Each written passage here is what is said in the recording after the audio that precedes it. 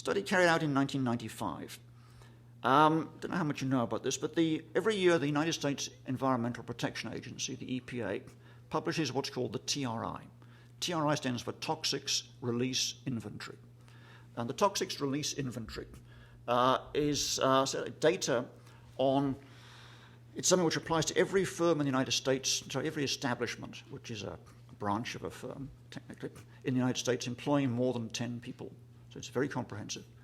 And what it does is lists every one of 630 toxic pollutants that establishment employing more than 10 people produces, how much of it produces, and what happens to it.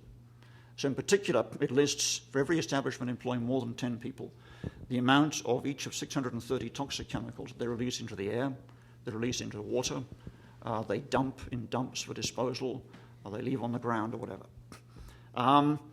So it's a fairly detailed profile of toxic pollution produced by everything other than very, very small companies in the US. And that's available on the US EPA's website. It's public domain information. Most of you probably haven't looked at it, it's right there. You can Google it. Now, what this study did was to look at the impacts of this information on the prices of the shares of the companies that feature on the TRI list. So it's this information is typically released in October. So let's say on October the 5th, October the 5th this year, the EPA will post on its website the latest toxics release inventory. And it will list all the companies in the United States producing and disposing of these 630 different toxic chemicals and how much there goes into the air, how much goes into the water, and so on. So what a guy called Hamilton did, and published an article published in the Journal of Environmental Management, Economics and Management, what he did was study the impact of this data on share prices. And he found, to cut a kind of longish statistical story short, what he found was that as soon as this data is released, the share prices, the shares of companies featuring on this list fall. And the more pollution they produce, the more the share price falls. And the more different types of pollution they produce, the more the share prices fall. And the share prices can be marked down quite significantly.